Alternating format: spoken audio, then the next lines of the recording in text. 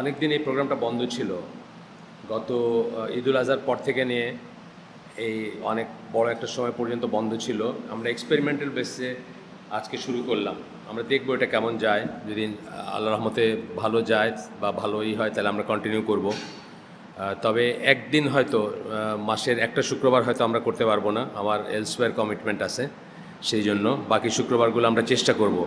আপনাদের জন্য একটু কষ্টের হয়ে যায়, কারণ জুমার দিন জুমা পড়লেন, আবার পরে আরেকবার আসবেন বা তারপরেও আমাদের আর কোনো চয়েস নাই। আমরা আলেমদের সাথে কথা বলছি, একটা মসজিদে জুমার দিনে জুমার আগে কোনো প্রোগ্রাম করাটা ঠিক না, নাজায়েজই বলেন বা নিষিদ্ধ বলেন। সেই জন্য আমাদের চয়েস নেই, এই টাইমটা ছাড়া অন্য কোনো টাইম আমাদের ছিল না। আমরা এই প্রোগ্রামটা বন্ধ হওয়ার আগে আগে যে জায়গাতে একটা পেপার ধরে পড়তেছিলাম, সেটাই আজকে পড়বো ইনশাল্লাহ। সেই পেপারটার নাম ছিল awaiting Mahdi covenant or Creed. Mahdi আগমনের জন্য যে আমরা অপেক্ষা করে থাকি, এই ব্যাপারটা আসলে কতটুকু ঠিক বা কতটুকু, মানে এই মাহদি নিয়ে অনেক কথাবার্তা আছে, অনেক ঝগড়াঝাটি আছে, অনেক বিভেদ আছে, অনেক ফতোয়া আছে, অনেক থিওরি আছে। তো এটা নিয়ে ছিল পেপারটা। এই পেপারটা যার লেখা, ওনার নাম হচ্ছে শেখ সালমান বিন ফাহাদ আল আওদা। এখন উনি সৌদি আরবে অন্তরীণ আছেন, কিন্তু একজন একজন মেজর, মানে কয়েকজনের নাম বললে সৌদি আরবে তার নাম আসতো সবসময় বা এখনও আসে, কিন্তু মাঝে মাঝে রাষ্ট্রযন্ত্রের সাথে ওনার কিছু সমস্যা হয়েছে, যেই জন্য আগেও হয়েছে সমস্যা, যেই জন্য উনি আগেও একবার জেলে ছিলেন এবং এই মুহূর্তে জেলে আছেন। কিন্তু এই ব্যাপারটার সাথে এসবের কোনো সম্পর্ক নাই, তার পলিটিক্যাল ভিউজ বা এসের কোনো সম্পর্ক নাই।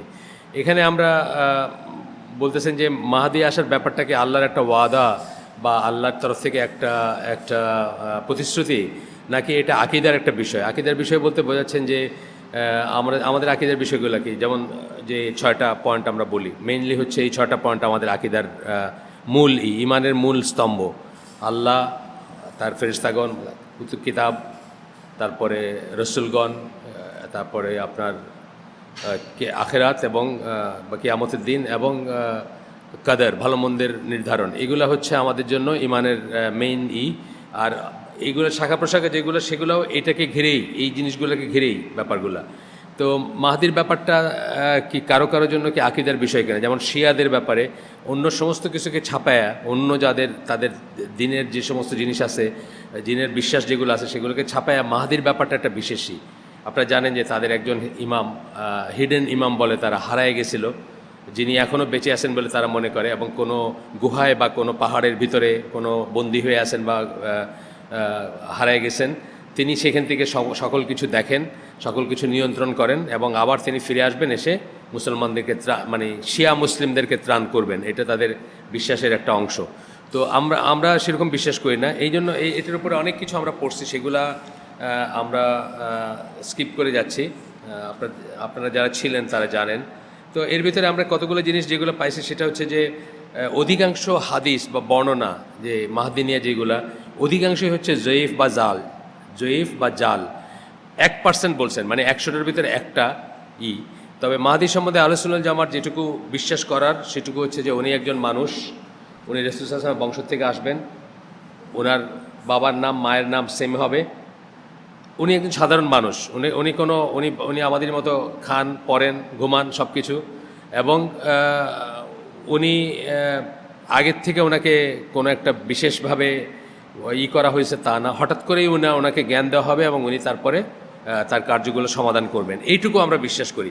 মুসলিম স্কলারদের ভিতরে অনেক বড় স্কলাররা আছেন যারা বিশ্বাস করেন না আপনার, মানে এই মাহদি বা এটাকে ঘিরে যত গল্প আছে সেগুলো বিশ্বাস করেন না, অথবা সংশয় প্রকাশ করেন। যেমন আল্লামা ইকবাল একজন, তারপরে ইবনে খালদুন একজন, এনারা আর কি মানে সংশয় প্রকাশ করেন। তবে এইখানে বলছেন যে মোটামুটিভাবে এইটুকু আমাদের বুঝতে হবে যে রাসূল সাল্লাল্লাহু আলাইহি ওয়াসাল্লামের বংশ থেকে একজন, যিনি আগে যেটা বললাম, যার ভুল ত্রুটি আছে, যিনি সাধারণ মানুষ, নবী না, পয়গম্বর না, বা বিশেষ কিছু না। অনেকে মাহদি আলাইহিস সালাম বলে, কিন্তু এটাও বলা ঠিক না, কিন্তু কারণ আমরা তাকে নবী পয়গম্বর মনে করি না। তো আচ্ছা, তারপরে আল্লাহ তাকে অনেক কাজ তাকে দিয়ে করাবেন এবং অনেক জ্ঞান দেবেন তাকে, এই পর্যন্তই আমরা জানি, এর বাইরে কিছু না। আচ্ছা, আজকে আমরা যেটা পড়বো, এটাও আংশিক আমরা আগের দিন পড়ছিলাম, আজকে যেখানে পড়ছিলাম আগে তারপর থেকে পড়বো। এখানে 3 নম্বর চ্যাপ্টারে আমরা ছিলাম, যেখানে কতগুলো অবজারভেশন বলছেন। অবজারভেশন মানে এই হাদিস, কোরআন, দলিল যত কিছু আগে আমরা পড়ছি, যেমন পলিটিক্যাল কারণে মানুষ নিজেকে মাহদি বলছে, সুদানের একজন মাহদির কথা আমরা পড়ছি, তারপর আব্বাসিদ খলিফার ছেলের কথা আমরা পড়ছি, যাকে উনি নিজে মাহদির নাম দিয়েছেন যাতে আরেকজন ফলস মাহদি ছিল তারে ফাইট করতে পারে, সেই জন্য নাম দিয়েছেন। এরকম কারণে অনেক মাহদির কথা আমরা পড়ছি। যাই হোক, এখন বাংলাদেশে কিন্তু এক শ্রেণীর আলেম অথবা এক শ্রেণীর মুসলিমরা মনে করতেছেন যে মাহদি কবে আসতেছেন, তার আসার ডেট কবে, উনি এসে কী করবেন, এইসব প্রিপারেশনের চিন্তাভাবনা বা এইগুলা খুব প্রচার করতেছেন। এই লেখাটার মেইন যে এটা এই কেউ আসবেন এটার জন্য ওয়েট করে আমাদের বসে থাকার কোনো দরকার নাই। আর আমাদের কাজগুলো আমাদের করে যেতে হবে, যেটা আমি আগেও বলছি আপনাদেরকে অনেক হালাকায় বা অনেক জায়গায় বলছি, যে এই মুহূর্তে যদি ধরেন আপনাকে কেউ বলে যে এমন একটা লিডার আসছে যার আন্ডারে পৃথিবীতে আবার ইসলামী খেলাফত প্রতিষ্ঠা হয়ে যাবে, এবং ধরেন সে তার একটা বাহিনী আছে, সেই বাহিনীতে যুদ্ধ করে সব কিছু ঠিক আছে, ধরেন মানে আবার ওমর রাদিয়াল্লাহু আনহুর খেলাফত চলে আসলো। তো আপনার জন্য কোনো লাভ নাই যদি আপনি ভুল আকিদার উপর মারা যান, অথবা আপনি যদি আপনার ফরজ ওয়াজিব তরক করে মারা যান। আপনি নামাজ পড়লেন না জীবনে, আপনি ওই আর্মির সদস্য হয়ে আপনার কী হবে? আপনি তো টেকনিক্যালি মুসলিমই না, তারপরে আপনি বুঝছেন না, আপনার আকিদা ঠিক না, আপনার মানহাজ ঠিক না, আপনার জন্য কোনো লাভ নাই। এই সুরটাই এই লেখাটাতে আছে যে কবে মাহদি আসবে, তবে কি হবে, এগুলো নিয়ে গবেষণা চিন্তা না করে আমার জীবনটা দিয়ে আমি কি করলাম, প্রাথমিকভাবে যে আমাকে জাহান্নামের আগুন থেকে বাঁচতে হবে, সেই জন্য কি নিজেকে এবং নিজের আহালকে জাহান্নামের আগুন থেকে বাঁচাতে হবে। এটা আগের দিন আমরা পড়লাম না এখানে যেদিন সাইফুল্লাহ ভাই দেরি করে আসছিলেন, ওই দিন আমরা ওইটার উপর অনেক কথা বলছি। তো নিজেকে বাঁচাইতে পারলাম কিনা, নিজের আহালকে বাঁচাতে পারলাম কিনা, এইটা হচ্ছে ইম্পর্টেন্ট। আর মাহদি আসলে সেটা মিস করার কিছু নাই, সবাই জানবে। সূর্য বা চাঁদ উঠলে যেরকম সবাই জানে যে আসছেন, আমরা ওইভাবেই জানবো, তখন তাকে সাপোর্ট করবো আমরা। কিন্তু সেটার জন্য আমাদের সমস্ত কর্মকাণ্ড বন্ধ করে দিয়ে আমরা এখন বুঝছেন না, মানে খালি ওইটা নিয়ে গবেষণা, ওইটা নিয়ে খুতবা, ওইটা নিয়ে গল্প, এটা কোনো একদম মিনিংলেস। অনেকে আবার দাজ্জাল নিয়ে একই জিনিসটা করেন, দাজ্জাল কবে আসবে, তো এটার মাথা কোথায় হবে, চোখ কোথায় হবে, মানুষ হবে নাকি অন্য কিছু হবে, এগুলো গবেষণা করার দরকার নেই। জাস্ট রাসূল সাল্লাল্লাহু আলাইহি ওয়াসাল্লাম যেটুকু বলছেন তার ভিতরে আমরা এটাকে সীমাবদ্ধ রাখবো, এবং ওইটুকুর ভিতরে রেখে নিজের কাজটা নিজে করে যাব। এটাই এই লেখাটার পুরা লেখাটার ছিল আর কি, টোনটা ছিল এটা। তো এইখানে প্রথম অবজারভেশনটা যেটা বলছিলেন সেটা আমরা পড়ছিলাম আগে, তাও ছোট্ট করে একটু বলি যে we can easily observe the overwhelming despair causes people to look for an escape. যখন মানুষ নিরাশ হয়ে যায়, কিছুতেই কিছু হচ্ছে না, ইসলামের কোনো তরক্কি হচ্ছে না মনে করতেছে, বা ইসলাম দিন দিন মার খেয়ে যেতেছে, বা ইসলামের কোনো নাই, তখন কি করে তারা একটা পলানোর পথ বাইর করতে চেষ্টা করে। পালানোর পথ মানে এই নিজের উপর যে দায়িত্ব আছে। এখনকার দিনে ইসলাম পালন করা কঠিন না? অনেক কঠিন। কিন্তু আপনার ওয়াইফরে পর্দা করাবেন, আপনার ছেলের নামাজ পড়াবেন, আপনার মেয়েরে পর্দা করাবেন, এই টেলিফোন দিবেন না, ইন্টারনেট দিবেন না, মোবাইল ফোন দিবেন না, ওই সিনেমা দিবেন না, বুঝছেন না? কষ্ট না? তো এইসব কষ্টতে যখন অতিষ্ঠ হয়ে যায়, অথবা কমার্সের ব্যাপারে যান, ব্যবসার ব্যাপারে যান, ব্যবসার ব্যাপারে গেলে আপনি কী দেখবেন যে ব্যবসাপাতি করা খুব কষ্ট। প্রত্যেকটা পদে পদে সুদ, ঘুষ, নাইলে মিশা কথা কওয়া, নাইলে ভেজাল মিলানো বা ভেজাল বিক্রি করা। তো আপনি একসময় কী করেন? আপনি একসময় পালানোর পথ খুঁজেন যে ইসলাম পালন করা আসলে খুব কঠিন। তখন আপনি কী করেন? মনে মনে চিন্তা করেন যে একদিন মেহেদি যদি আসে সব ঠিক হয়ে যাবে এক স্ট্রোকে, বুঝছেন না? আমি নিজে বলতে শুনছি, আপনাদেরকেও হয়তো বলছি, যে বাংলাদেশে একটা পলিটিক্যাল দলই ছিল যাদের অধিকাংশ ব্যাংকার ছিল, মানে আপনার স্ট্যান্ডার্ড চার্টার্ড ব্যাংকে বা অন্যান্য বড় বড় ব্যাংকে চাকরি করতো, সুদের চাকরি করতো। তো তাদেরকে আমি নিজে বলতে শুনছি যে এখন আর এইসব চেষ্টা করে লাভ নেই, মানে সব ব্যাংকই সমান। তারা ইসলামী ব্যাংকের খুব বিরোধিতা করতো, বেশিরভাগ স্ট্যান্ডার্ড চার্টার্ড ব্যাংকে চাকরি করতো আর।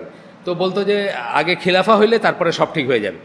না, ব্যাপারটা তা না। আপনাকে আপনার নিজের জন্য নিজে কি করছেন, নিজের জীবন নিয়ে এটা ইন্ডিভিজুয়ালি আনসার করতে হবে আল্লাহর সামনে। আপনি সুদ খাইছেন কিনা, আপনি সুদ থেকে বাঁচার চেষ্টা করছেন কিনা, সেটা আপনাকে আনসার করতে হবে। ওই খিলাফা হইলে সব ঠিক হয়ে যাবে এটা কোনো না। ওনাদের একজন আর কি, উনি ঈশের নামাজ পড়তেন না, মানে জামাতের নামাজ পড়তেন না। আমি বললাম যে জামাতে নামাজ পড়ো না কেন? আমার জুনিয়র আর কি বলে যে দেখছেন মগবাজারের ওইদিকে যে মসজিদগুলো, মগবাজারের মোড়ের আশেপাশে, উনি ওইদিকে থাকতেন এক সময়, বা ওইদিকে ওনার কারবার ছিল, যে দেখেন গিয়া মগবাজারের ওই বড় মগবাজারের মোড়ের পাশে মসজিদটা, ফার্স্ট রোতে কারা দাঁড়ায়? সব কটা হোটেলের ব্যবসা করে, সব কটা মদ এবং মেয়ে মানুষের ব্যবসা করে, ওইগুলো হলো ফ্রন্ট রোতে দাঁড়ায়। ওরা ফ্রন্ট রোতে দাঁড়ায় বলে কি আপনার আমার নামাজ মাফ হবে? আমরা কি আল্লাহর কাছে বলতে পারবো যে আমি এই জন্য জামাত পড়ি নেই, অথবা এই জন্য নামাজ পড়ি নেই? কোনো দিন না, প্রশ্নই ওঠে না। তারটা সে আনসার করবে, আপনারটা আপনি করবেন। মদিনার মসজিদে মদিনার মসজিদে রাসূল সাল্লাল্লাহু আলাইহি ওয়াসাল্লামের সময় এবং তার মৃত্যুর পরে মুনাফিকদেরকে কেউ নিষেধ করে নাই যে আপনারা আইসেন না মসজিদে। সবাই জানে এরা মুনাফিক, সবাই জানে এরা ইসলামের বিরোধিতা করে, তাদেরকে পর্যন্ত কেউ নিষেধ করে নাই, আল্লাহ রসুলও নিষেধ করে নাই যে তোমরা মসজিদে আইসো না। বুঝছেন না? কে আসতেছে কে না আসতেছে এই জন্য আপনার অব্লিগেশনটা চলে যায় না। তো এইরকম আর কি একটা দল এখানে বলতেছেন যেটা, even if the solution is only imaginary, এই যে সলিউশন এটা ইমাজিনারি। কবে খিলাফা হবে? 1000 বছর, 5000 বছর লাগতে পারে। সেই দিন আমার সুদী ব্যাংকের সুদ বন্ধ হবে, সেই দিন পর্যন্ত আমি সুদ খাইয়ে যাব, সব ব্যাংক সমান, এটা কি কথা হলো না? এগুলো মোটেই না। তো বলতেছেন যে it gives them something to ক্লিং two, কিছুর একটা কিছুতে আঁকড়ায় ধরার, একটা কিছুর স্বপ্ন দেখার, একটা কিছু নিয়ে কথা বলার একটা ব্যবস্থা করে দেয় এটা তাদের। আচ্ছা, and focus on the face of their great failures and dashed Hopes, মানে তাদের যে ব্যর্থতা এটার জন্য তাদের একটা কিছুকে একটা মানে ধরে রাখার একটা এই সব জিনিসগুলো আমরা পড়ছি। এটা পড়ার পরে যেখান থেকে পড়ি নাই সেটা এখন শুরু করব। সেটা হচ্ছে যে আমরা যখন এই ধরনের আইডিয়াকে এমব্রেস করি, কোন ধরনের আইডিয়া? যে একজন কেউ আসবে, আয়সা একদিনে এক স্ট্রোকে সব ঠিক করে দিবে, আমাদের সমস্ত সমস্যার সমাধান হয়ে যাবে, আমরা একদিনে এই দুনিয়াটা আইডিয়াল একটা জায়গা হয়ে যাবে, একদম আদর্শ একটা জায়গা হবে, আবার রাসূল সাল্লাল্লাহু আলাইহি ওয়াসাল্লামের মদিনার চলে আসবে। এটা যখন আমরা মনে করি তখন কি হয়? তখন বলতেছেন যে আমরা এটা দুইটা জিনিস হয়, এই দুইটা জিনিস, দুইটা ফিতনার ভিতর আমরা পড়ি। এই দুইটা ফিতনা বলবেন, এগুলো আমরা পড়ি নাই আগে, আজকে পড়ব। প্রথমটা হচ্ছে the first is defeatist attitude that can affect a group of people or even an entire nation when the hopes that they have vested in something specific evaporate. একটা লোকরে আপনি মাহদি মনে করলেন, সুদানে মনে করছে বা অন্য দেশে মনে করছে, তারপরে কি হবে? যে যাকে আপনি চিন্তা করলেন, যেমন বাংলাদেশে একজন কি খলিফা ছিল না, বলছিলাম আপনাদের, জর্ডানিয়ান কোরাইশ খলিফা, বহু মানুষ তার বায়াত নিছে, বহু মানুষ মনে করছে এই খলিফার থ্রুতে এই দুনিয়াতে ইসলাম আসবে। তারপরে এই খলিফা ইংল্যান্ডে গিয়ে জেলে ঢুকছে, এখন তাদের এই স্বপ্ন ভঙ্গ হয়ে গেছে। এই ধরনের ব্যাপারগুলো কিন্তু একই ধরনের ব্যাপার, যে একজন খলিফা, একজন মানুষ আসবে, তার পিছে সবাই যাব, সে দুনিয়ারে এক স্ট্রোকে ঠিক করে দিবে। হয়তো মাহদির নাম দেয় নাই তারা, তাকে খলিফা নাম দিছে। মানে আপনি চিন্তা করেন, জর্ডানের একটা লোক বাংলাদেশে আইসা, বাংলাদেশের কোন কোনায় বৈশা বাংলাদেশে বিয়ে করছে একটা, তারপরে সে বায়াত নিছে অনেকের, এবং বলতেছে যে সে পৃথিবীর খলিফা আর কি, তার খলিফা হিসেবে সে বায়াত নিছে। কিন্তু তারপরে কি সে ইংল্যান্ডে গিয়ে জেলে ঢুকছে, পরে এখন সবাই স্বপ্নভঙ্গ হয়েছে। এই কথাটাই বলতেছেন এখানে, যে গ্রুপ অফ পিপল বা এন্টায়ার নেশন, পুরা জাতি, তারা যার উপর ইনভেস্ট করছে বা যার উপর ভরসা করছে, তাকে যখন ইভাপোরেট করতে দেখে, ফেল করতে দেখে, তখন তারা প্রচণ্ড রকম ইসের ভিতর পড়ে, মানে ফিতনার ভিতর পড়ে। This is why whenever a Mahdi dies, people transfer their hopes to another. এই জন্য কি হয়েছে, যে একজনটা ধরে আপনি আপনার আশা ভরসা করছেন যে অমুকে মাহদি, এইজন মরে যায়, তখন আরেকজন মাহদি, আরেকজন চেঞ্জ করে। শিয়াদের ব্যাপারে আমরা দেখছি বারবার তারা চেঞ্জ করছে, এগুলো আমরা আগে পড়ছি, আজকে পড়তেছি না, যে বারবার আমরা দেখছি যে একজনের উপর, ধরেন এই খলিফাটা এরা কী হয়েছিল, যে খলিফা কোনোদিন পরাধীন হবে না, কোনোদিন বন্দী হবে না। সে যখন ইংল্যান্ডে বন্দী হয়েছে, তখন এখন তারা নতুন মানুষ খুঁজতে শুরু করছে, এখন কারে আমির বানাবে, কারে খলিফা বানাবে, বুঝছেন তো এই ব্যাপারটা। This is Y whenever a Mahdi dies, the people transfer their hopes to another, আরেকজনের কাছে তাদের আশা বর্ষাকে ট্রান্সফার করে, claim that he did not die and that he will one day return. Mahdi যারা করছে আমরা দেখছি কি, তারা সবসময় বলছে যে না এ মরে নাই বা আবার ফিরে আসবে। আমরা বারবার দেখছি এটা বলছে। এমনকি রাসূল সাল্লাল্লাহু আলাইহি ওয়াসাল্লাম নজবিল্লাহ তার ব্যাপারেও কিন্তু বলছে, আমরা পড়ছি এখানে, আব্দুল্লাহ বিন সাবা বলছিল যে আল্লাহ রসুল মরে নাই, আবার ফিরে আসবে। কেন বলছিল? যুক্তিটা কী ছিল? যে ঈসা আলাইহিস সালাম যদি আরেকবার ফিরে আসে, তাহলে শ্রেষ্ঠ নবী হিসাবে আমাদের নবী তো আরেকবার ফিরে আসতে পারেই, এটা বলছিল। যাই হোক, সেগুলা আমরা এগুলোতে যাব না ভাই। তো এখন এটার এইটার কথা বলতেছেন, যে এই কথাটাতে এসে বলতেছেন যে he use to say that he was from, কে বলতো? একজন বলতো মাহদিস মুভমেন্ট, সুদানের যে মাহদি, সে বলতো যে সে রাসূল সাল্লাল্লাহু আলাইহি ওয়াসাল্লামের বংশের এবং তার কাছে ওয়াহি আসে। এটা নিয়ে আমরা আগে পড়ছি যে শয়তানের ওয়াহি আসে, মানে আল্লাহর ওয়াহি আসে না। আল্লাহর ওয়াহির তো দরজা বন্ধ হয়ে গেছে, শয়তানের ওয়াহি আসে। তো যাই হোক, এই সম্বন্ধে ইবন হাজার আল আসকালানি বলছেন, এই ধরনের যারা বলে বা করে, যে বলতেছেন যে হিজ মেন্টাল স্টেট ডিটোরিয়েটেড, একজনের কথা বলতেছেন, এটা আমি পড়ছিলাম আমরা, যে তার মানসিক অবস্থা খারাপ হয়ে গেছে, অর্থাৎ সে তার মাথা খারাপ হয়ে গেছে বা মাথা উইক হয়ে গেছে। And he began making exorbitant claims such as সিং আল্লাহ, এবং সে তখন কী করলো, আল্লাহকে দেখছে, এরকম কথা বলে। বাংলাদেশে আসে না এরকম মানুষ, বলে যে আল্লাহর সাথে কথা বলে, আসে না? পীর আছে বাংলাদেশে, আল্লাহকে দেখছে, আল্লাহর সাথে কথা বলে, রোজ রাত্রে তার হয়, মশওয়ারা হয় আল্লাহর সাথে। তো বলতেছেন এটা ইবন হাজারুল আসকালানি বলতেছেন অ্যাসেন্ডিং ইনটু হেভেন, সে আসমানে চলে গেছিল, এটা দাবি করে। And having Allah speak to him, তার সাথে আল্লাহ কথা বলছেন, এটা বলে যে বাংলাদেশে যার কথা বললাম এই একজন আর কি। এর জানি না আমি মেন্টাল হেলথ কিনা, এ তো আমার কাছে ভণ্ড মনে হয়, মেন্টাল হেলথ তো মনে হয়, তো তাগড়া খোদার খাসি, তাই না? একেবারে তাগড়া মানুষ, এর তো হওয়ার কথা না। আচ্ছা, আর বলতেছেন কি, and having Allah speak to him, তার সাথে আল্লাহ কথা বলেন, inform him that he is the Mahdi, এবং তারা ইনফর্ম করছেন যে তুমিই মাহদি। এটা ইবন হাজারুল আসকালানি উনি একজনের কথা বলছেন আর গেল। তো এটা জাস্ট আমরা উদাহরণ দিলাম যে কি হয় মানুষের এবং কিভাবে কি। এই সেকেন্ড ফিতনা যেটা বলতেছেন, প্রথম ফিতনা হইল এটা, সেকেন্ড ফিতনা হইল যে অ্যাফ্লিকশন is a longing for radical and total change. মানুষ রেডিক্যাল চেঞ্জ চায়, একবারে সব ঠিক হয়ে যাবে এটা চায়, একটু একটু করে কিছু করার তো ধৈর্য থাকে না। আমরা কি করতেছি, আমরা কবে ইসলাম আসবে, কবে ইসলামের বিজয় হবে, এগুলোকে আমরা মাথায় আসে, এগুলো আমাদের মাথায় নাই। কিন্তু আমাদের মাথায় কি আছে, নিজের ছেলেটারে মুসলমান বানাই, নিজের ফ্যামিলিকে মুসলমান বানাই, আর আমরা বিশ্বাস করি যে আমাদের 3.5 হাত শরীরে যদি আমরা ইসলাম প্রতিষ্ঠা করতে পারি, আর বাংলাদেশে যদি বহু মানুষ করতে পারে, অটোমেটিক্যালি এখানে ইসলাম চলে আসবে। কিন্তু তারা যারা মানে এই মাহদির এই ডিফিটিস্ট সে যারা যায় বা এই সমস্ত জিনিস যারা করে, তারা কি করে, তারা একটা রেডিক্যাল এবং টোটাল চেঞ্জ চায়, একদিনে সব ঠিক হয়ে যাবে। যেটা আগেই বলছেন উনি, আবার আমি বলতেছি, উনি দুইটা পয়েন্টকে আলাদা করছেন, যে দুইটা ফিতনার ভিতর পড়ে তারা, যে সব কিছু একদিনের change and dissatisfaction with anything gradual, একটু একটু একটু একটু করে কিছু হবে, এটাতে আর তারা পায় না। ওই যে ছেলেটার কথা বললাম, স্ট্যান্ডার্ড ব্যাংকে চাকরি করতো, ইসলামিক ব্যাংক কী করতেছিল, ইসলামিক ব্যাংকে কখনো বলছে তারা পারফেক্ট বলে নাই, কিন্তু এটা চেষ্টা করতেছে না, সুদ আলাদা করা, এই লোন না দেওয়া, এইগুলা বন্ধ করার চেষ্টা করতেছে, যেসব ফাঁক ফোকর দিয়ে হারাম ঢুকে, তাই না? কিন্তু আপনি ওইগুলার সব বাতিল করে দিলেন, দিয়ে বলেন যে ওই খেলাফা যেদিন আসবে সেদিন একবারে সব হালাল হবে, একবারে সব ব্যাংক হালাল হবে, সব ঠিক হয়ে যাবে, বুঝছেন না? তাইলে আপনি কি মানুষের একটু একটু চেষ্টাগুলোকে কোনো মূল্যায়ন করেন না, বরং আপনি তাদের উপরে মরার উপর খাড়ার ঘা দিয়ে দেন। যে মানুষটা ধরেন ভাইসে থাকার চেষ্টা করতেছে আল্লাহর পথে, তার মাথার উপরে আপনি আরও 2টা ইট চাপাই দিলেন, সেজন্য ডুবে যায়। তারে বললেন তোমার এগুলো কোনো মানে নাই, তোমার এগুলো মিনিংলেস, হ্যাঁ, একবারে খেলাফা হইলে কিছু হবে, নাইলে হবে না, সেগুলো ধৈর্য সারা, তাইলে আর বাস বিচার করে লাভ কি? তাইলে আমি সুদী ব্যাংকেই যাই, বা সুদী ব্যাংকে সব ইজিয়ার না। সুদী ব্যাংকে কিন্তু সব কিছু সহজ, এটা কিন্তু সত্যি কথা। সুদী ব্যাংকে আপনি গেলেন, 1 কাপ চা খাওয়াইলেন বা আপনার খাওয়াইলো, খাতির আছে, আপনার 3 লক্ষ টাকা দিয়ে দিল, আপনার কী আছে ওটা দেখলো না, পয়সাটা তো তার না, পয়সাটা তো হলো গভর্নমেন্টের। এটার জন্য আইন আছে, পুলিশে গিয়ে আপনারা ধরবে, তার কিছু আসে যায় না। ইসলামী ব্যাংকে গেলে দেখবেন আপনার অনেক খবর নিতেছে, এটা কি, ওইটা কি, এটা কেন, ওইটা কেন নিতেছে, কারণ ইসলাম ব্যাংকের উপরে এই জবাবদিহিতার দায়িত্বটা বর্তায়। আপনার যে লোন দিল, আপনার যাচাই করছে কিনা, যদি ফেল করে, লোন তো দেয় না আসলে, মানে যেটা ওরা তো লোন ক্যাশ পয়সা দেয় না, সিসি লোন যেটা বলে এটা দেয় না, তারপরেও যেটা দেয় সেটা দিলেও আপনি ঠিকমতো কাজ করলেন কিনা, খাটাইলেন কিনা, এগুলো সব জবাব দিয়ে করতে হয়। সুতরাং সে অনেক কথা জিজ্ঞেস করে। তো এই পর্যায়ে যদি আপনি কোনো একটা মানুষকে বলেন যে আরে এই ব্যাংক আর ওই ব্যাংক সমান, খিলাফা হইলে সব ঠিক হবে, তার আগে এগুলা হলো মানে জাস্ট ভাওতাবাজি, বাই এই চিন্তা করে এত কষ্ট করে লাভ কি, আমরা ওইখানে চলে যাই, বুঝছেন না? এইটা বলতেছেন যে গ্র্যাজুয়াল কিছুতে তারা আর বিশ্বাস করে না। This is a failure to take into consideration the divine order in creation. আল্লাহর দুনিয়ায় কোনো কিছু কি একবারে হয়ে গেছে?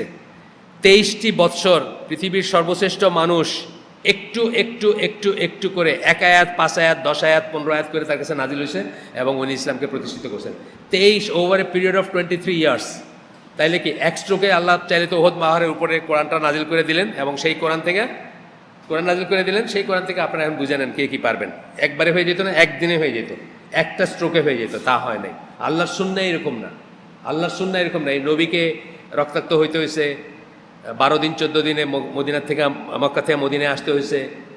মানুষে তাকে মিথ্যুক বলছে, তাকে কবি বলছে, তাকে পাগল বলছে, এই সব এন্ডিউর করে 23 বছরে মিশন কমপ্লিট করতে হয়েছে।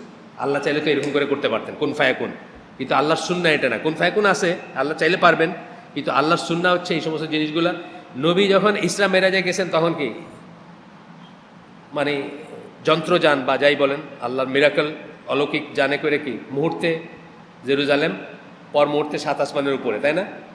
কিন্তু হিজরত করতে হয়েছে কি 12-14 দিন লাগায় করতে হয়েছে, কারণ হিজরতটা কি চোখে দেখা যাবে। মানুষের কাছে একজন মানুষ হয়েও যে সে আল্লাহর পথে চললে সে এক্সেল করতে পারে এবং এত কিছু অ্যাচিভ করতে পারে, এইটা হলো তার লাইফের 23 বছর, তাই না?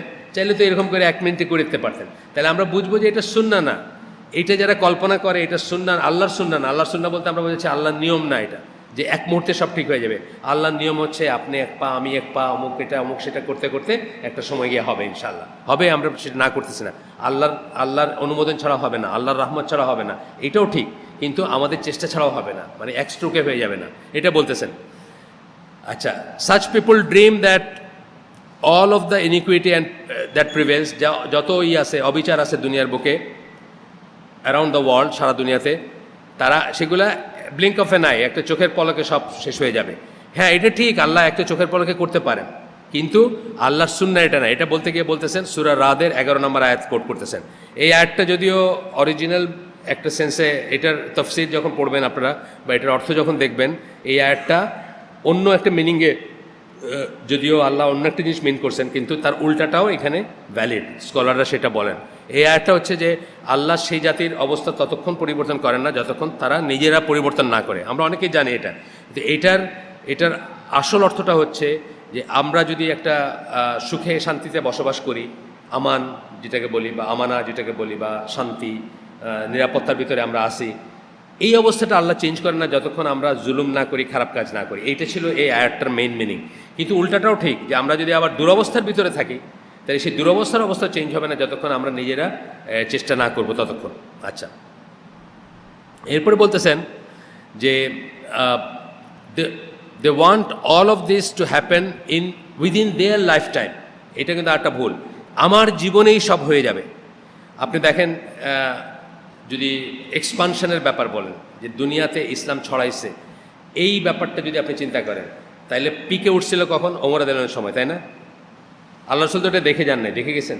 তার জীবনে দেখে যান নাই। তার জীবনে কি অ্যারাবিয়ান পেনিনসুলার ভিতরেও ছিল, জাজিরাতুল আরবের ভিতরে ছিল, এবং তাও সম্পূর্ণ ছিল না। তাও দেখবেন ফ্রিঞ্জেসে হয়তো ওই আবুধাবি বা ওই চিপাই চুপাই যেগুলো আছে না জায়গাগুলো, ওইগুলোতে হয়তো তার এই ছিল না, পুরা অ্যারাবিয়ান পেনিনসুলাতে হয়তো ছিল না। এক লাইফ টাইমে হওয়া, এইটাও বলতেছে যে একটা জীবনের ভিতরেই হয়ে যেতে হবে। এটা কিন্তু একজন, আমি নাম বললাম না, একজন বড় জিহাদি স্কলার মারা গেছেন, উনি এক সময় মানে এই নিরাশ হয়ে বলছেন যে এক জীবনের, এক জেনারেশনের ভিতর হইতে হবে, এই কথা বলছেন। আপনারা খোঁজ করলে পাবেন আর কি, যে আল্লাহর পথে যুদ্ধ করা এবং ইসলাম প্রতিষ্ঠা করা এটা এক জীবনের ভিতরে হয়ে যেতে হবে, এমন কোনো কথা নাই। আমরা এখন আমরা যে অবস্থায় আছি এখন, আমি তো 1000 বছরও দেখি না।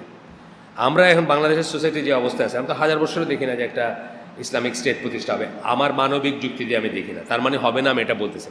তার মানে কি আমি কাজ করা বন্ধ করে বসে থাকবো এখন, যে আমার আর হবে না, আমার জীবনে কিছু হবে না? না, অফকোর্স না। এক একটা ড্রপ, একটা বালু যদি আপনি সেদিকে সরান, ইসলামের বিজয়ের দিকে, প্রতিষ্ঠার দিকে, ডেফিনেটলি আপনি ওটার জন্য রিওয়ার্ড পাবেন। এবং এইটাই বলেন, মানে বড় বড় আলেমরা এটাই বলেন যে ইসলামের বিজয় যে হবে এটা নিশ্চিত, এই যে মাহদি আসবেন এটা নিশ্চিত, এবং ঈসা আলাইহিস সালাম আবার আসবেন এটা নিশ্চিত। তাইলে আল্লাহ তো আপনার আমার চেষ্টার কোনো দরকার নেই, আল্লাহর কোনো দরকার নেই। কিন্তু আমি এটা কেন করব? চেষ্টাটা আমার জন্য করব, যেন আমি আল্লাহকে বলতে চাই যে তোমার পথে আমি একটা বালু এখান থেকে এখানে সরায় রাখছিলাম, যে আল্লাহর পথে যেন এটা আগায় যায় কাজগুলা, সেই জন্য আমি এটা করছিলাম। আমি একটা ছেলেকে আলিফ বা তাসা শিখাইছিলাম আমার অবসর সময়, এটাও একটা সাদকা জারিয়ার মতো জিনিস।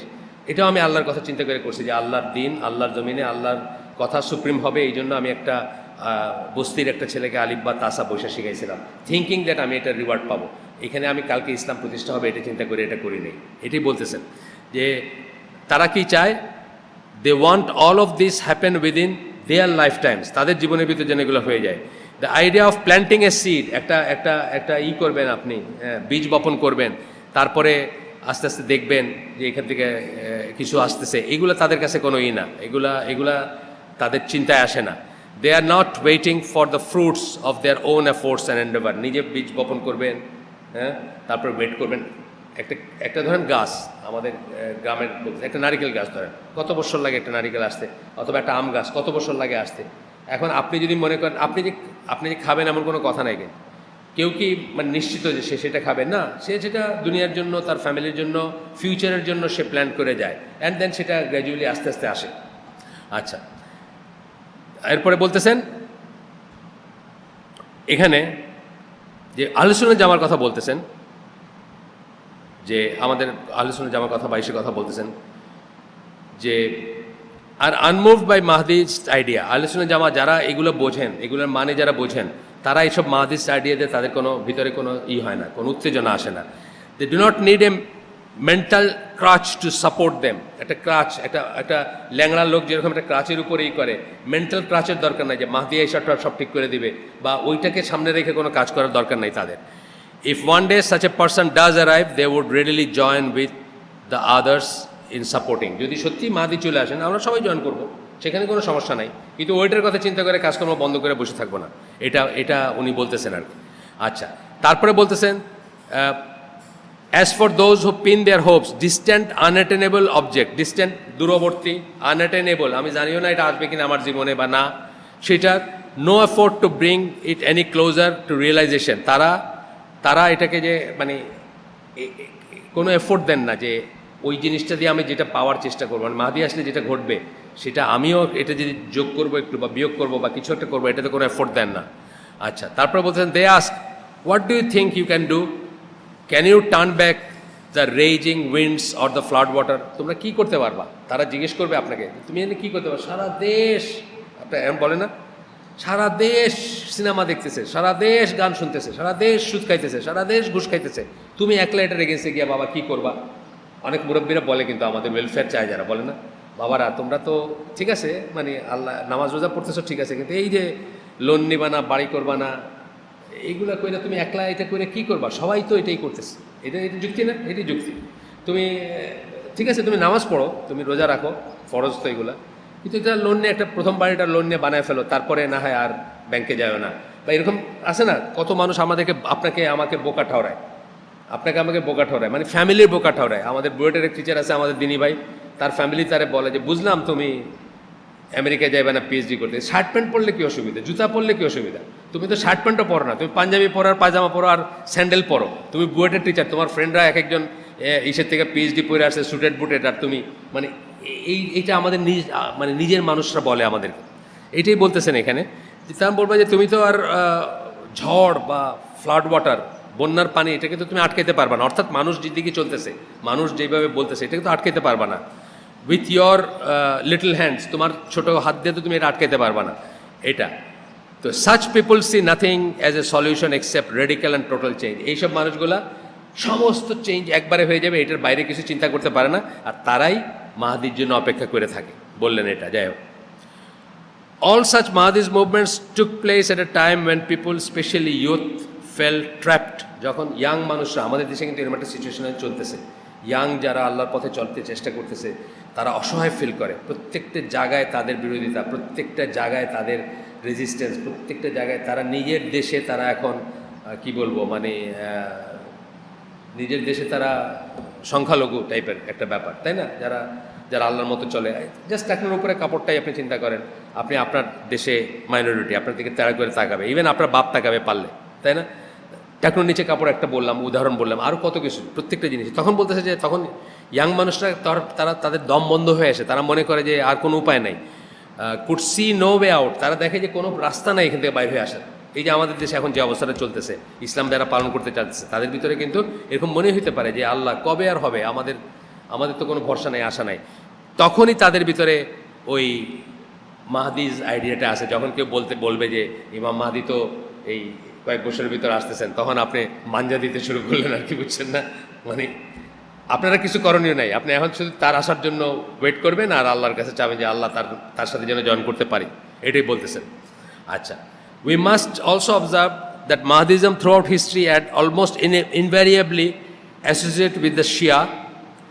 যে মাহদিজমের মেইন এটা গোটা ইতিহাস জুড়ে শিয়াদের সাথে সম্পৃক্ত মেইনলি, তাই না? শিয়াদের মাহদি আর আমাদের মাহদি কিন্তু আলাদা। একজন শিয়া যখন আপনাকে মাহদি বলে, আর আপনার একজন সুন্নি যখন মাহদি বলে, আকাশ পাতাল তফাৎ। একজন শিয়া যখন মাহদি বলে, তখন সে মিন করে ওই যে ইমামটা যে হারায় গেছিল, হ্যাঁ, আসকারি বলে, হাসান আসকারি কি জানি নাম, যে হারায় গেছিল, বা যে হিডেন ইমাম, যে 1200 বছর আগে হারায় গেছিলো। এই 1200 বছর ধরে যে বেঁচে আছে কোনো একটা গুহায় বা কোনো একটা পাহাড়ের চিপায় আছে, ওইখান থেকে উনি সব কিছু দেখেন এবং সব সমস্যার সমাধান করে দেন। ওই আপনাকে বলছি, আমি আগেও বলছি যে ইরানে এরকম একটা কোম বলে একটা জায়গা আছে, ওখানে একটা কুয়া আছে, ওই মানুষের তার মেয়ের বিয়ে হইতেছে না, ওটা একটা দরখাস্ত লেখা ওই কুয়ার ভিতর ছেড়ে দেয়, ওই কুয়ার ভিতর ছাড়লে ওটা নাকি ওই ইমামের হাতে পৌঁছায়, তখন উনি সব সমস্যার সমাধান করে দেন। মানে এটা তো তাদের আল্লাহর সিফাত দিয়ে দিতেছে মানুষকে, তাই না? আমরা তো রসুলকে এই সিফাত দেই না, দেই নাকি? আমরা কি বলি যে রসুলের কাছে গিয়ে একটা চিঠি লেখা দিলে আপনার হয়ে যাবে, মেয়ের বিয়ে হয়ে যাবে? এটা আমরা বলি না, কিন্তু কোনোদিন বলি নাই। কিন্তু এটা আল্লাহর সিফাত দিয়ে দিয়েছে তারা, এটা বলতেছেন যে তারা ওই এটা শিয়াদের ব্যাপারেই। আচ্ছা, this is a very strange reversal in thought. The youth of আহলে সুন্নাহ শুড স্টপ।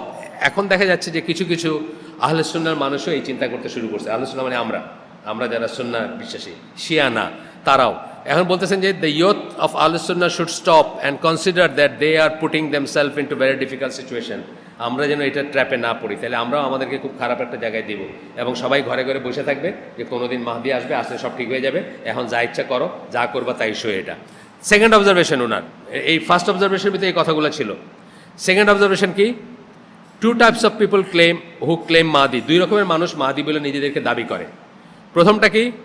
যে জানে সে মিথ্যা কথা বলতেছে, মিথ্যুক সে, কিন্তু সে ক্লেম করে সে মাহদি নিজে যখন বলে। আর সেকেন্ড টাইপ কি বলছেন?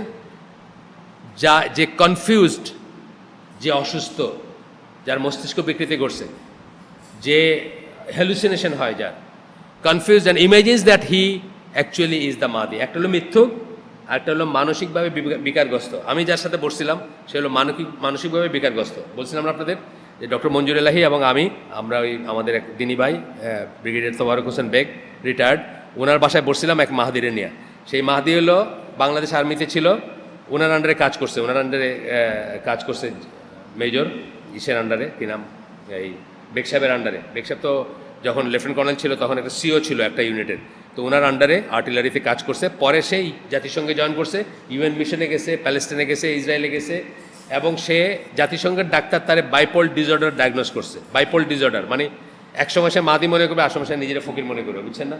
একসময় সে দুনিয়ার রাজা মনে করবে, আর সময় সে কান্দবে ভিক্ষুক দেখা। এটা হলো বাইপোল ডিসঅর্ডার, মানে টোটাল দুইটা স্প্লিট পার্সোনালিটি বলে, যেটা দুইটা আলাদা ব্যক্তিত্ব একজনের ভিতরে থাকে আর কি, এটাকে আমরা বাইপোল ডিসঅর্ডার বলি। তো এখানে বলতেছে যে এই দুই ধরনের স্প্লিট পার্সোনালিটি, এই দুই ধরনের মানুষ নিজেকে মাহদি করে। হয় মিথ্যুক মানে জেনে শুনেই করতেছে, যেমন ধরেন ওই যে আব্বাসিদ খলিফা, যে উনি তো বলছেনই যে আমি তো জানি আমার ছেলে মাহদি না, কিন্তু আমি এর নাম দিছি যাতে ওই মিথ্যুক ব্যাটারে যেন ওর সাথে যেন ফাইট করতে পারে, কাটা দিয়ে কাটা তোলা, জেনেই বলতেছে সে। আর কেউ এটাকে কি করবে যে মানে তার ডিসঅর্ডার, সেই জন্য সে বলতেছে।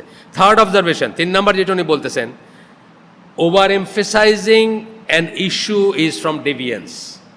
এটা খুব ইম্পর্টেন্ট একটা কথা।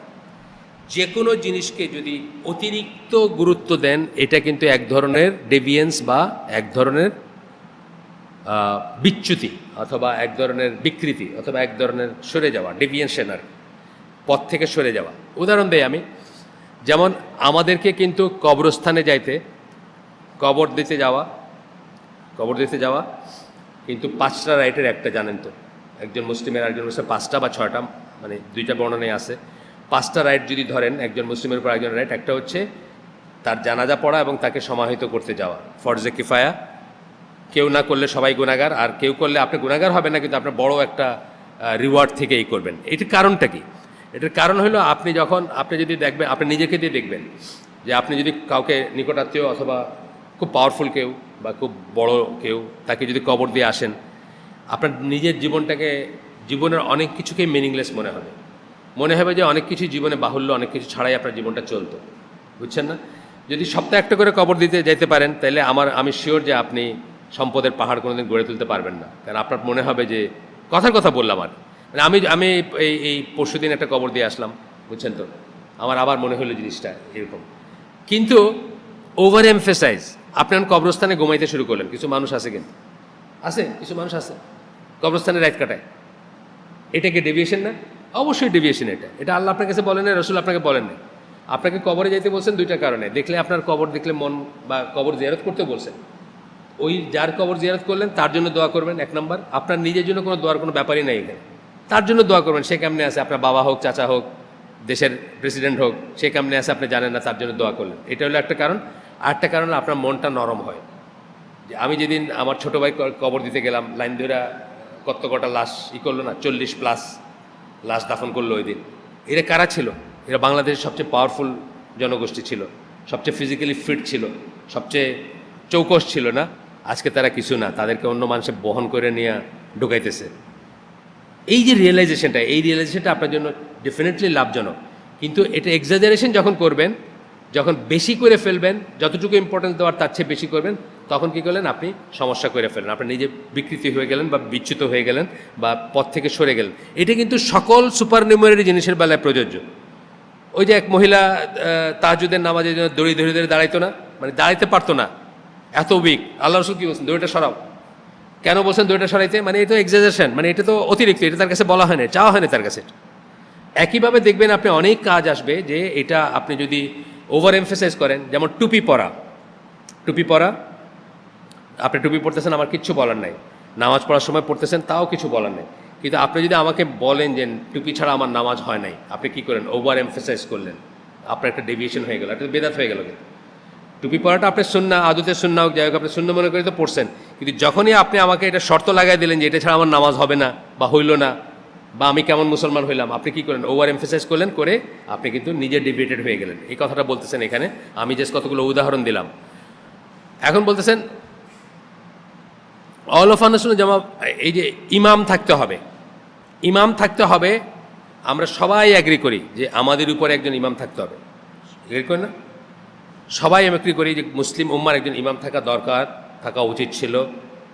কিন্তু আমরা যদি এটা বলি যে এই উম্মাই না উইদাউট একজন ইমাম, আমাদের নামাজ রোজা কিচ্ছু হইতেছে না, আমাদের খুতবা, আমাদের অনেক আছে না বলে এরকম যে বাংলাদেশে কোনো জুম্মার নামাজ নাই। এখন না, আগেও বলছে, এখনও বলে।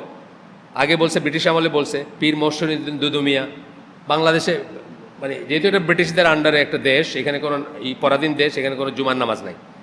এগুলো যে এক্সাজারেশন, বুঝছেন? ইমাম দরকার, সবাই বলে ইমাম দরকার, সবাই বলবে যে আমির এবং ইমাম দরকার, কিন্তু এইটার জন্য মাতম করে মরে যাওয়ার কিছু নেই বা অন্য সব কাজ বন্ধ করে রাখার কোনো কারণ নেই। এটাই বলতেছে যে even when dealing with legitimate issue, এখানে বলতেছে যে as for the rest of the Muslims, all of Ahl Sunnah Jama'ah without exception, appointing an imam is seen as a religious requirement and necessity. সবাই মানে আহলে সুন্নাহ জামাত যে একজন ইমাম থাকাটা প্রয়োজন, ওয়াজিব, একজন ইমামকে ঠিক করা বা করা। আচ্ছা, এরপরে বলতেছে কিন্তু শিয়ারা এটাকে এক্সাজারেট করছে, এমন এক্সাজারেট করছে যে বাচ্চা থাকা না হইলে ওই মরে গেছে যে সেও আছে, বা তাকে থাকতে হবে, বা কাউকে না কাউকে থাকতে হবে। আচ্ছা, it seems that if the earth, শিয়াদা যেভাবে এটার উপর এমফেসাইজ করে, তাতে মনে হয় the entire universe were created only for the office of the imam. মানে মহাবিশ্বটা, দুনিয়াটা ইমামের লিগে তৈরি করা হয়েছে, দুনিয়ার জন্য ইমাম না, ইমামের জন্য দুনিয়া তৈরি করা হয়েছে। বুঝছেন তো? মানে এত এমফেসাইজ করতে গেছে, ইমামের জন্য দুনিয়াটা করা হয়েছে। Specifically the imamate of Ali bin Abu Talib and his descendants. Specifically কারা? আলী রাদিয়াল্লাহুর ইমামত বা ইমামতি, বা উনি যে ইমাম হওয়ার কথা ছিল এইটা, এবং তার ডিসেন্ডেন্ট, এইটার জন্যই দুনিয়াটা সৃষ্টি হয়েছে। এটা হলো তাদের একটা মানে ভাবটা এরকম। আর অথচ আমরা কি জানি যে দুনিয়ার জন্য একজন ইমাম দরকার, তাই না? আমাদের জন্য, আমাদের জামাতের জন্য একজন ইমাম দরকার, বা ইমাম না হোক, আমরা তো টেম্পোরারি ইমাম, মসজিদের ইমাম, দেশের ইমাম, জামাতের ইমাম, আমরা যদি কোথাও মানে আসে না আমির, ইমাম, এগুলোর তো আমাদের পদ্ধতি আছে না? আমরা তিনজন যদি ঢাকা থেকে চিটাং যাই, আমরা একজনকে আমির নির্ধারণ করব তিনজনের ভিতরে, এই জার্নির জন্য সে আমাদের আমির। ইমাম অনেকটা সমার্থক কোনো জায়গায়, যদিও নামাজের ইমাম হয়তো জামাতের আমির না সবসময়, সেটা আলাদা জিনিস।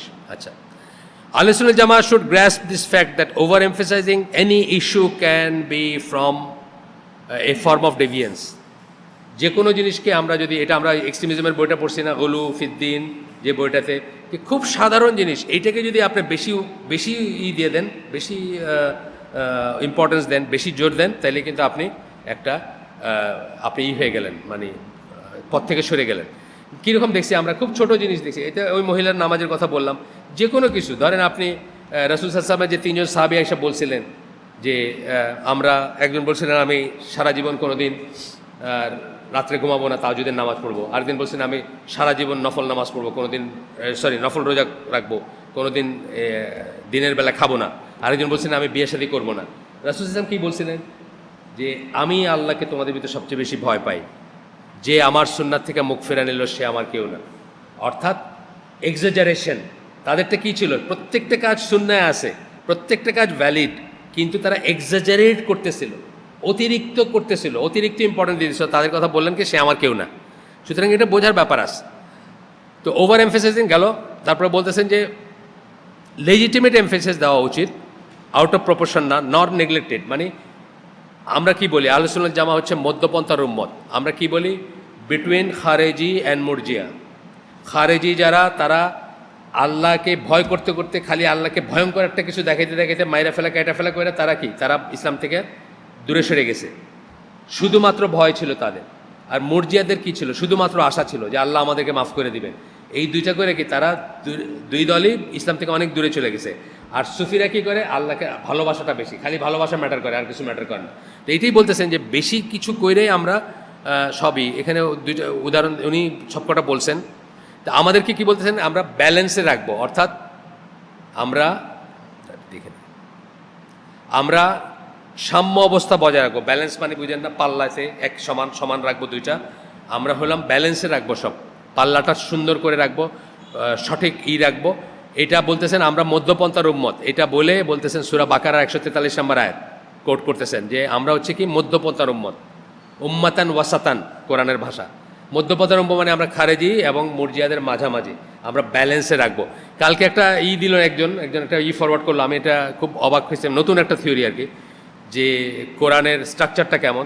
তো বলতেছেন যে 286টা আয়াত আছে না, এটা হচ্ছে এক্স্যাক্টলি মাঝের আয়াত আর কি, 143 নম্বর আয়াত, যেখানে ব্যালেন্সের কথাটা বলছেন, মধ্যপন্থার উম্মত বলছেন আল্লাহ। মানে এটা একটা নতুন অ্যাপ্রোচ, আমি আগে কোনোদিন চিন্তা করি নাই, দেখছি আমি একবার, পরে চিন্তা করবো আর কি। যাই হোক, তো এই কথাটাই গেলেন। তারপরে বলতেছেন the cause of such disagreement in their adopting one extreme position or another. এটার কারণটা কি?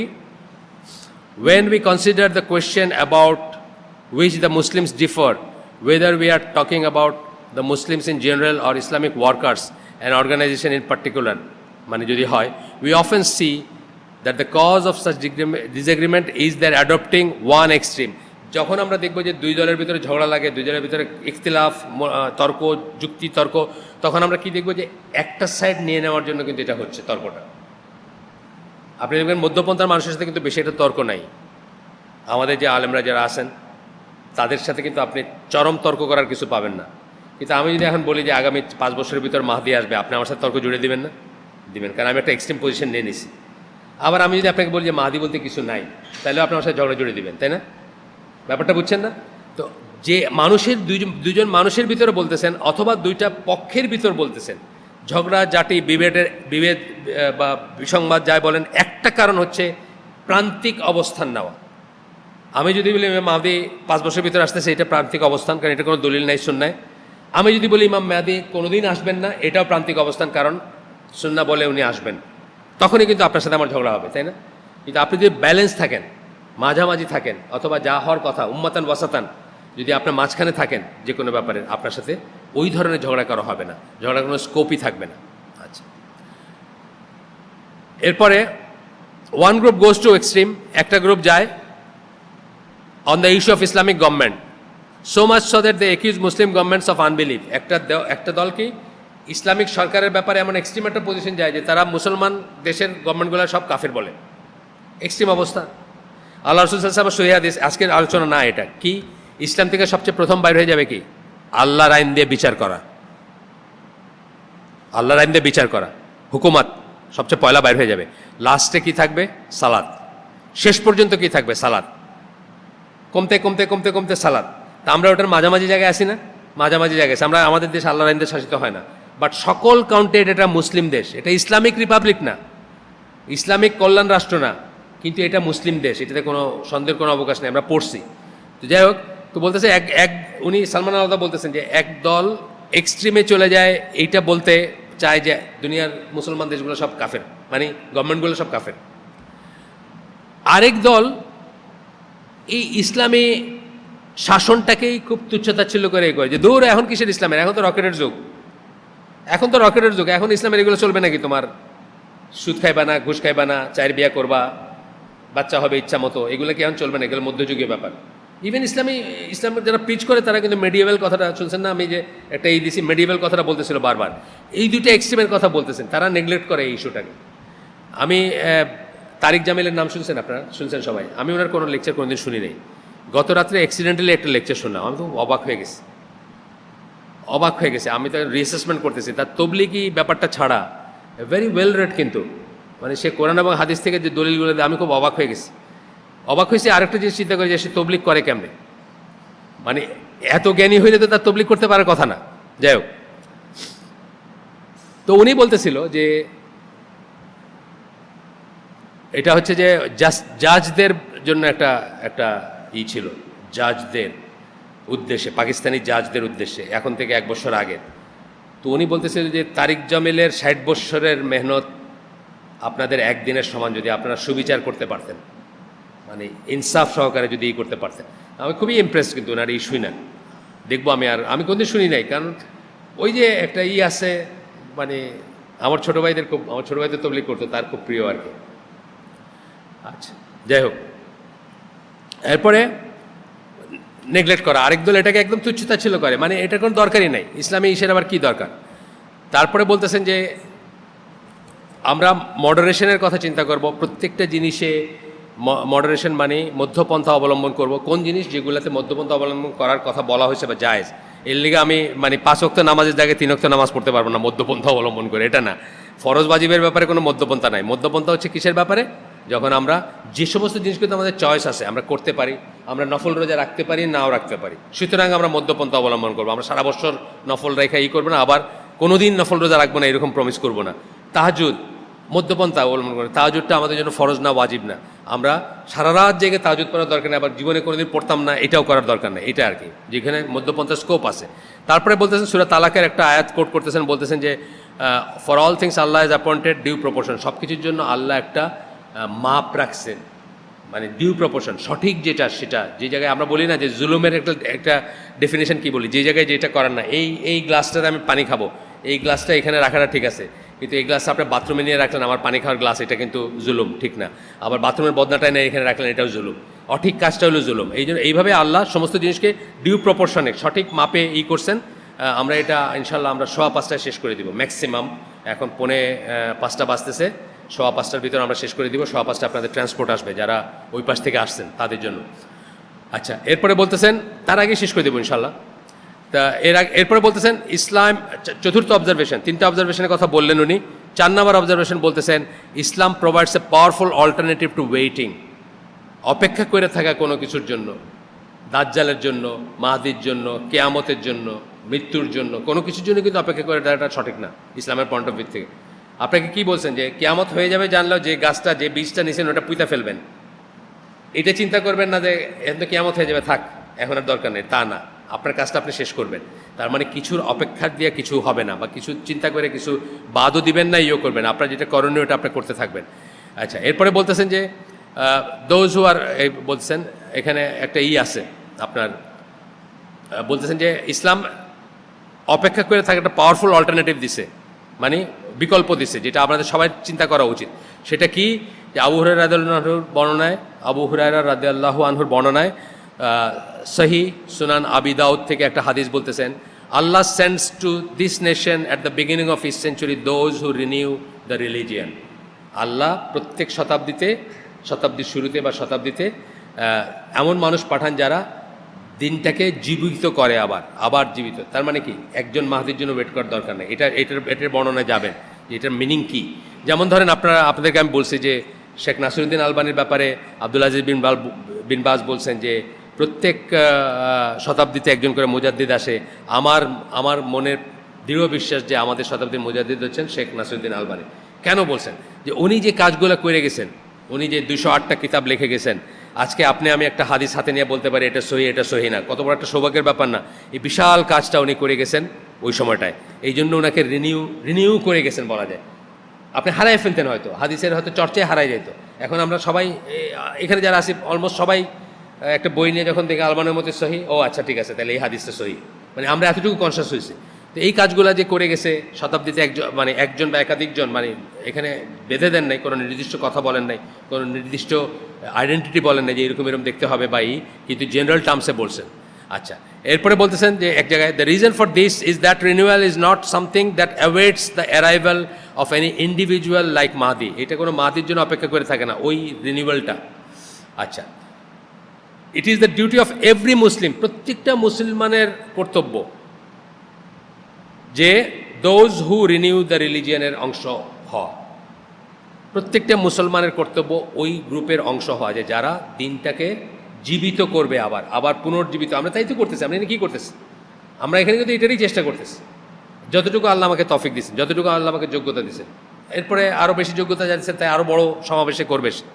আচ্ছা, তো বলতেছেন this is a general statement not indicative of any particular individual or group. এটা কিন্তু জেনারেল স্টেটমেন্ট, কোনো গ্রুপ, কোনো দল, কোনো গোষ্ঠী, কোনো পতাকাধারী, এগুলোর কোনো ব্যাপার না। জেনারেল স্টেটমেন্ট, সবার জন্য প্রযোজ্য।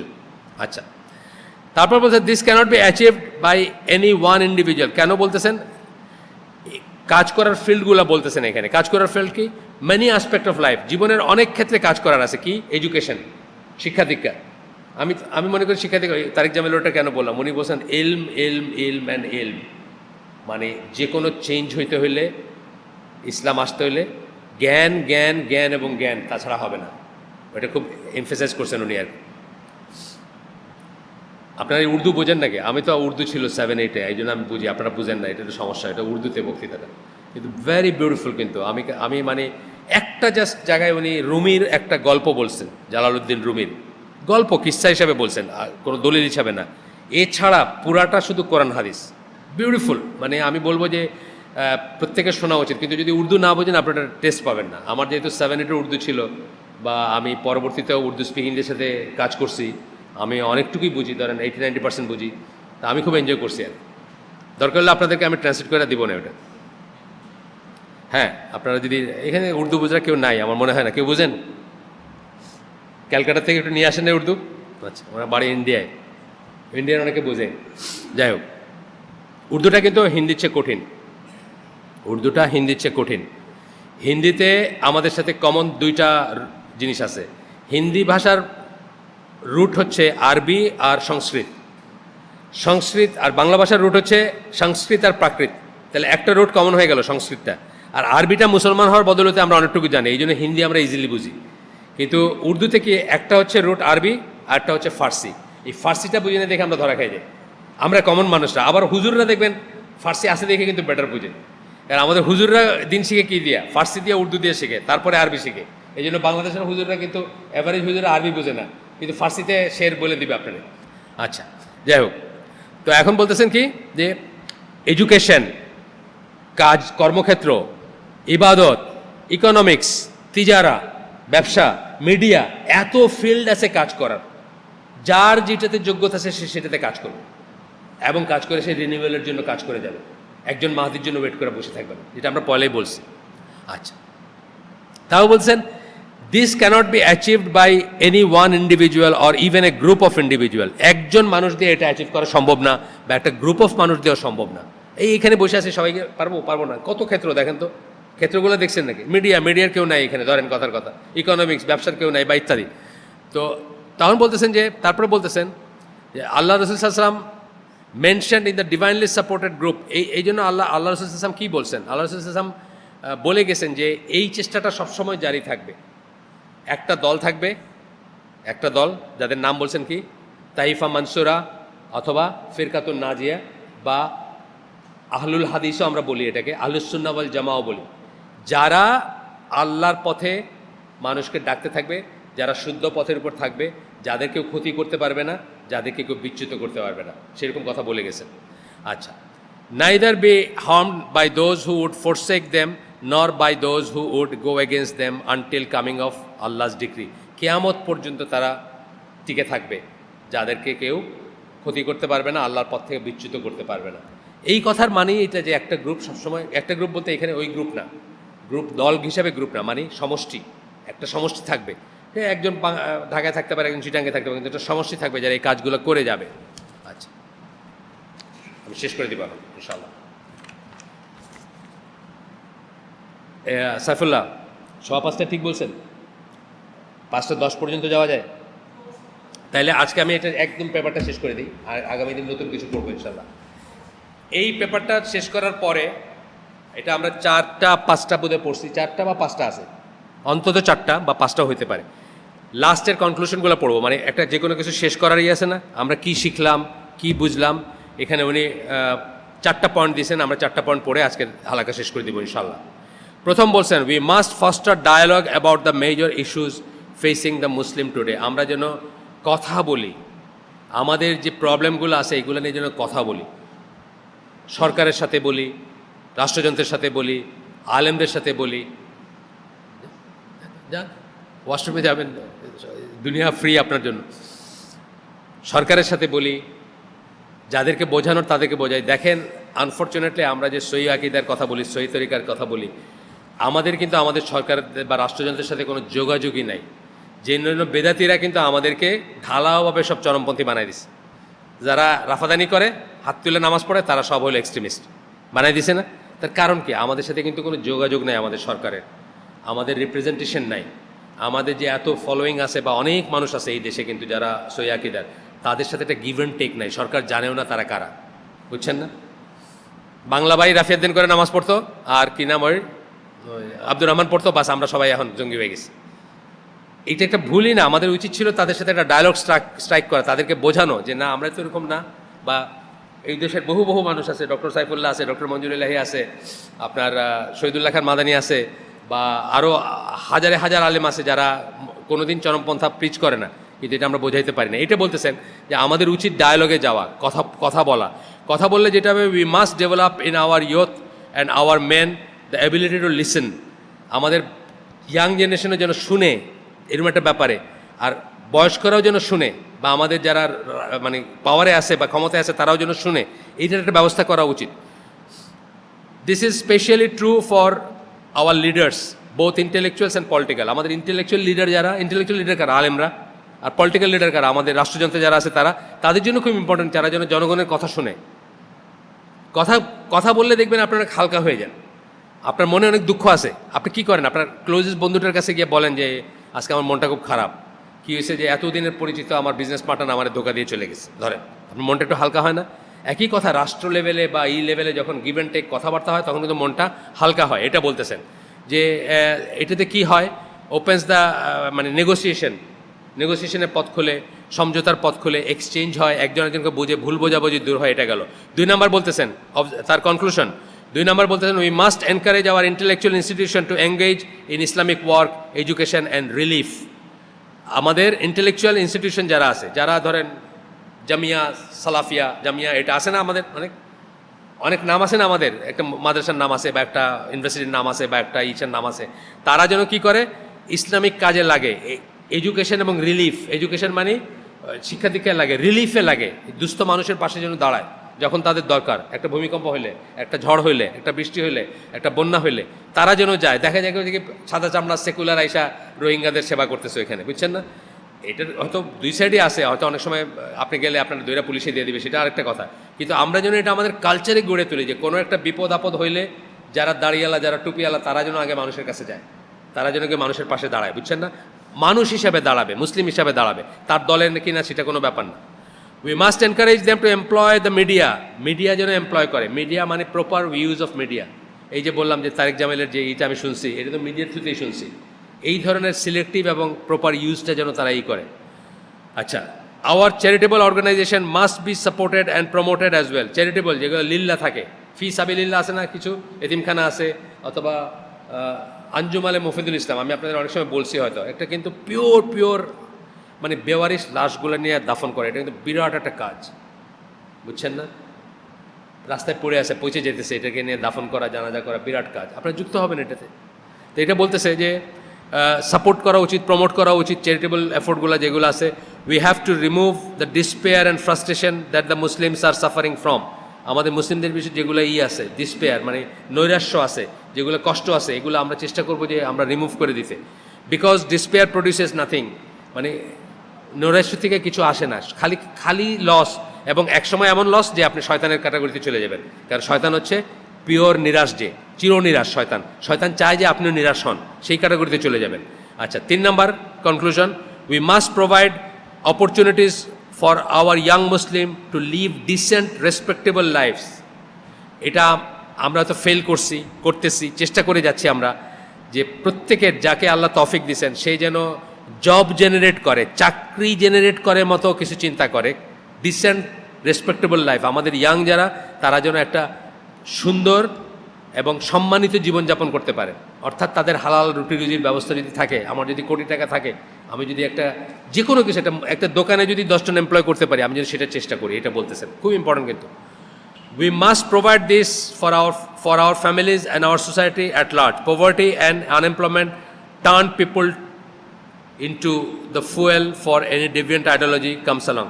যদি গরিবের ভিতর থাকে মানুষ, যদি আনএমপ্লয়মেন্টে থাকে, বেকার থাকে, তখন তারা এই ধরনের এই মাহাদি বা এই মার্কা জিনিসের দিকে বেশি ঝুঁকে, কারণ তার মনে হবে মাহাদি আসলেই তো সব হয়ে যাবে, সুতরাং ওইটার জন্য যা করার করি। অথবা একটা কথা আছে, ইংরেজিতে একটা কথা আছে, poverty is one step away from losing faith. গরিবই হচ্ছে ইমান হারানোর চেয়ে 1 পা দূরে ব্যাপার। অর্থাৎ আরেক পা গেলেই সে ইমান হারায় ফেলবে, এই পর্যায়ে মানুষকে নিয়ে যায় গরিবই, তাই না? তাহলে আমরা আমাদের ভাই বা আমাদের গরিবই চেষ্টা করব। 5 ওয়াক্ত সালাত যদি আপনার সত্যি সত্যি মসজিদে গিয়ে পড়েন, আপনার ভাইও যদি পড়ে, অটোমেটিক্যালি 1 দিন 2 দিন 4 দিনের দিন আপনি জিজ্ঞেস করবেন আপনার সমস্যা কি, আপনার গায়ে ছেঁড়া পাঞ্জাবি কেন? আপনার কষ্ট লাগবে না? আপনার ভাই যদি আপনার পাশে এই নামাজে মানে সালাদটা জামাতে পড়া, কংগ্রিগেশনে থাকা, এগুলোর কিন্তু এই সমস্ত কারণে এগুলোকে কম্পালসারি করা হয়েছে, যাতে অটোমেটিক্যালি আপনার ভিতরে একটা আসে যে আমার ভাই ছেঁড়া লুঙ্গি কেন, আমার আজকে অমুক আসে নাই কেন, তার কি সমস্যা, তাও অসুখ, সে বাড়িতে পড়ে আছে, সে কী খাচ্ছে, এই খোঁজগুলো আপনি নেবেন, বুঝছেন না? তো এটা বলতেছেন। 4 নাম্বার বলতেছেন, we must safeguard the Islamic nation from the vicissitude of deviant thought and moral depravity. Acha. There can be no doubt that these factors have the power to incite reaction with grave negative consequences. এই যে আমরা আমাদের ইসলামী জাতিটাকে, ইসলামী উম্মাটাকে, আমরা মুসলিম উম্মাটাকে আমরা বাঁচাবো কিসের থেকে? Deviant thought, এই যে বিকৃত চিন্তাভাবনা যেগুলো, সেগুলা হয়ে গেছে নাকি 10? আচ্ছা, 8 মিনিট আছে। এবং there can be no doubt, এইগুলো থেকে কী হয়, এগুলোর থেকে ভিতরে একলা বসে চিন্তা করতেছে বা করতেছে, ভিতরে নেগেটিভ কনসিকুয়েন্স আসবে।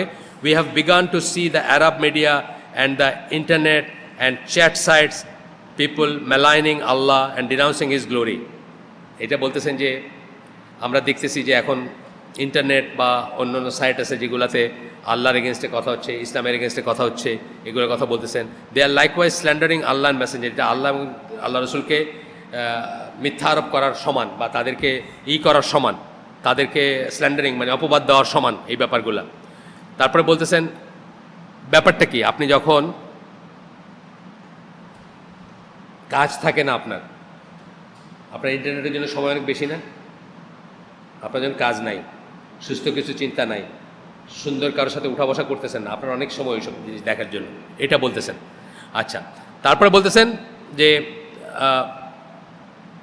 we must permit dialogue, but this dialogue must stay within the bounds of what is Islamically permitted. আমাদের ডায়ালগের দরকার আছে, কিন্তু ওই ডায়ালগ ইসলামে যা পারমিট করে তার ভিতরে যেন থাকে, তার বাইরে না। We must not give those who are sick and morally weak the opportunity to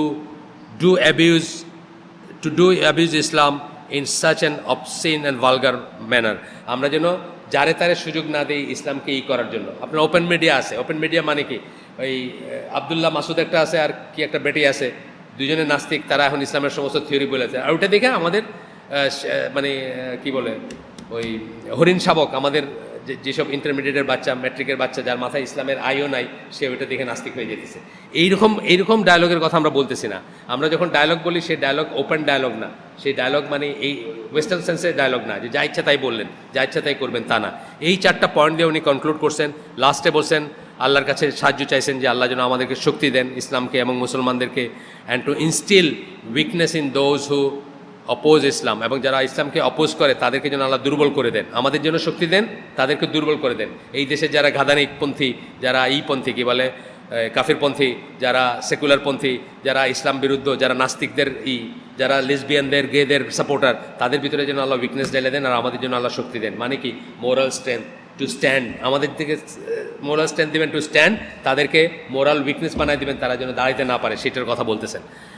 আচ্ছা, তারপরে বলতেছেন মুসলিম এভরিওয়্যার টু প্রোটেক্ট, সব সারা মে আল্লাহ অ্যাসিস্ট, আল্লাহ যেন সারা দুনিয়ায় যত মুসলমান আছে তাদেরকে প্রোটেক্ট করেন, তাদেরকে যেন রক্ষা করেন, of the wicked and the plots of the devious, as long as there is day and night, as long as রাত এবং দিন যতদিন থাকবে ততদিন পর্যন্ত আল্লাহ যেন যেখানে যত মুসলমান আছেন সবাইকে যেন আল্লাহ প্রোটেক্ট করেন, আল্লাহ যেন তাদেরকে সুরক্ষা করেন, এবং যারা ডেভিয়েন্ট বা যারা ইসলামের বিরুদ্ধেই করে, ষড়যন্ত্র করে, তাদেরকে যেন আল্লাহ রহিত করেন।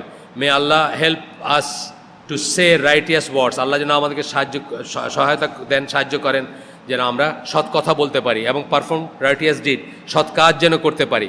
হি is capable of all things, আল্লাহর কাছে কোনো কিছু অসম্ভব না, কুন ফায়াকুনের মালিক।